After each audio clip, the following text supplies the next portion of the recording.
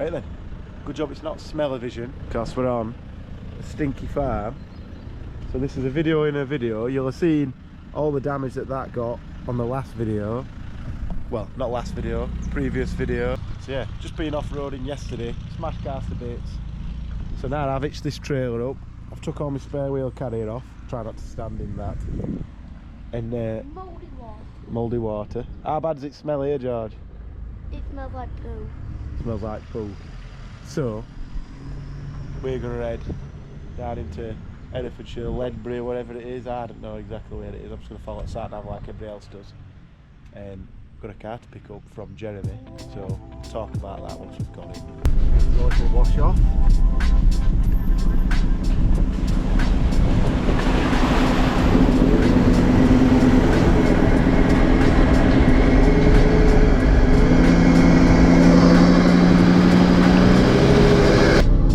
We're in the middle of the stage rally here, Georgie.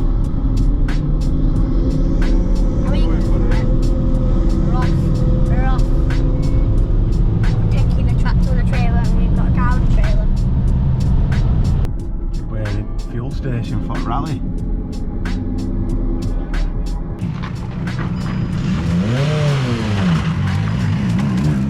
Watching these all fuel up and wherever are we? Now So we're back at the workshop. Done a couple 100 miles yesterday towing this. V10 tow's fine, just use a lot of fuel. 15 to gallon, not good. So yeah. This is ready for Josh to start ripping into. So Josh is one of our race mechanics. He just comes to work for us on a weekend, talking to me about a car that he was wanting to buy, and it turned out I've been offered this one from Jeremy anyway. Jeremy works for Row Oils or Moke Oil. He works for them in the UK, so we're going to try and get some oil, sort the suspension out, sort the tyres out, just basically give this a tart up, because it weren't expensive, but it needs a few little bits and bats. Try and turn this into a bit of a sort of mini series, and then when it's all healthy we might tune it as well. So we'll see how Josh gets on with it. Obviously, because he don't work here every day and he lives probably 20 minutes away, half an hour away, it's a bit of a mess about for him to get here, so some of the filming might end up getting done maybe where he works at Audi dealership. I'm not sure, we'll see. There's a lot of little bits, but as you can see, a bit of bodywork stuff. Looks like someone's been scratching it with a screwdriver, to be honest. So I think, yeah, God knows what's going on there. Definitely been stood for a while. Yeah, spider. Be free.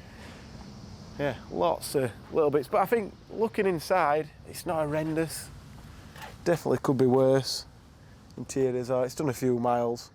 But yeah, I think a bit of TLC, going to turn it into something. So this is the 3 litre automatic. It's the all-road. So that's why it's got the wider arches and stuff and the air suspension. I think this is the ASB engine code. Danny will probably correct me if I'm wrong, which is often. So yeah, this is the earlier engine. I don't think this has got a DPF. I'm pretty sure it's not got a DPF. So there's none of that to contend with. EGRs are a bit crap, as they are on every car anyway. So we'll let Josh have a look at it, see what he thinks. He's the Audi mechanic, so we'll get him to get it all sorted. It might be a long process for him, but hopefully it's some short videos for you to watch. Let's see. 1.4 volts. Hopefully it goes, eh?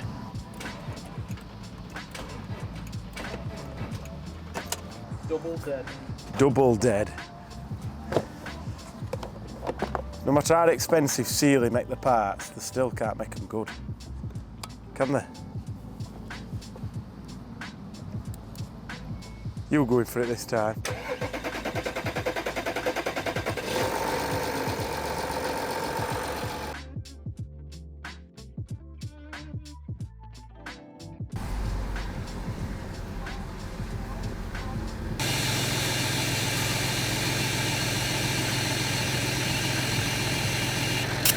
Passing icon, aren't you? That's it. They'll all be doing it next year.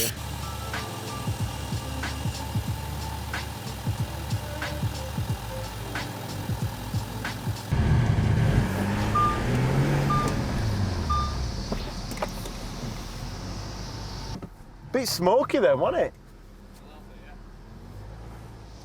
So a few days have passed since we blew tyres up and parked the car here, and they've gone flat again, so that's another thing to add. But Josh is here now. Josh, here's your brand new car. Well, it's not brand new. Yeah, thank you. It's just a car, and we haven't done no weight yet, so it's like, it's not pimp my ride.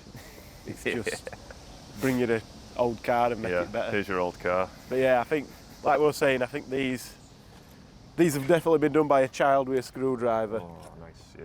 Or a begrudged ex, not too sure. But yeah, and then there's a lot of stuff to go on, but it's got half a tank of diesel. We'll take that. It's Wind's got up 4 already. tyres. There's a Not nice all crack, air that 4 tyres nice need. crack in the windscreen as well. It's not going to fail MOT for that, though, is we'll it? worry It's about fine. that. Won't worry about that. So this is where I hand the baton over to you. You find out things you think are wrong with it, fix as many as you can, and hopefully we're going to get him a tablet. It's got a job card set up now, which it's our own internal system, and then he can add what he needs on there, and then yeah, we'll see what happens. So it seems we do have some sort of air suspensioning working. Things are happening.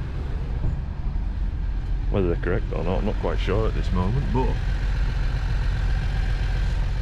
we have liftoff. However, that traction control light, that really needs to do one soon. Let's get it in the workshop, see what codes are in it, and we'll go from there. So we got it halfway. A quick inspection, nothing too exciting. Got a bit of a leaky leak here. Again, nothing too major. Visually inspecting front suspension. Obviously it is worn and it is Spider City around here. So those of you who are screaming to spiders, probably, yeah, not for you. Rear of the vehicle. Again, at this height, nothing too exciting. Those are discs. Been sat a while, I've got warm and cleaned off. Tyres are alright. Got a little bit of interesting action going on here, nothing that can't be sorted. Rear air springs, looks like we do have an issue with them going down. He's losing air pressure quite rapidly, so that'll require some investigating just to make sure that it is actually the air springs and not like the valves or anything daft like that. Overall, so far, she's not too bad. I've definitely driven worse, that's for sure. So underneath the vehicle, at the rear, it's surprisingly for a 170,000 mile car, it is not too bad.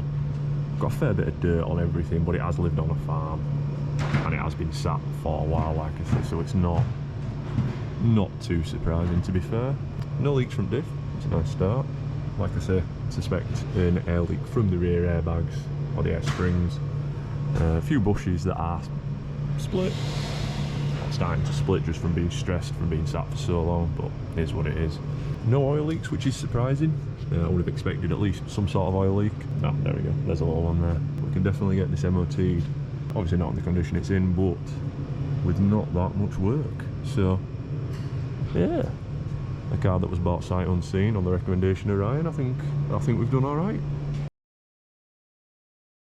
So today, we're here to work on the A6 some more. We have it in the workshop now, so should have a few faults, she ain't perfect, but I think with a bit of love, a bit of effort, a bit of time, should be able to make it into a nice cruiser, make it look cool, do some good stuff with it. So, first step is we're going to look at the air suspension fault, which, you know, plagues all A6, all roads it seems. I have already done some work behind the scenes. I've replaced both of the rear airbags and subsequently identified another fault, another leak.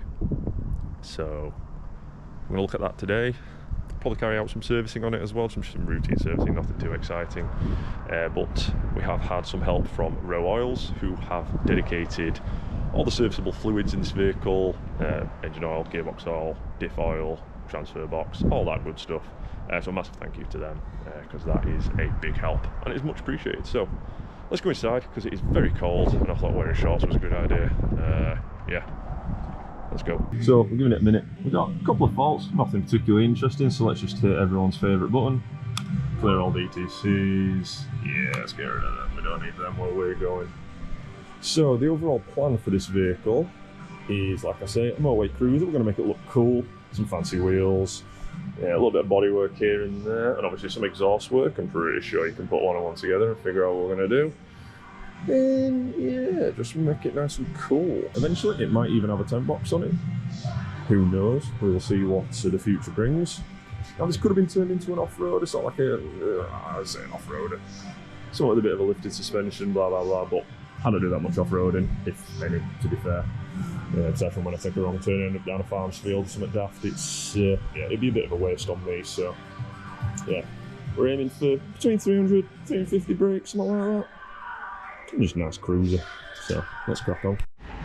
Just a little update on the A6. So it turns out that one of the extremely cheap airbags that I decided to place has come back to bite me and haunt me. So it looks like the bag just doesn't take slim from somewhere, so I'm going to have to get a new one just to replace that. Other than that, she's going all right. Air suspension issue as well, just for other A6 all-road owners on the C6 variant. So air compressor just behind the front bumper.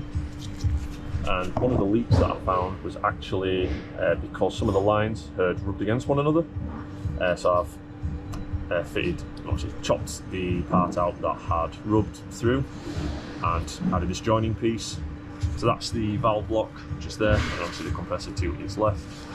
Just something to check. So like I say, just for peace of mind, if you do have one of these, I would highly recommend just checking it, because this could save you a world of issues.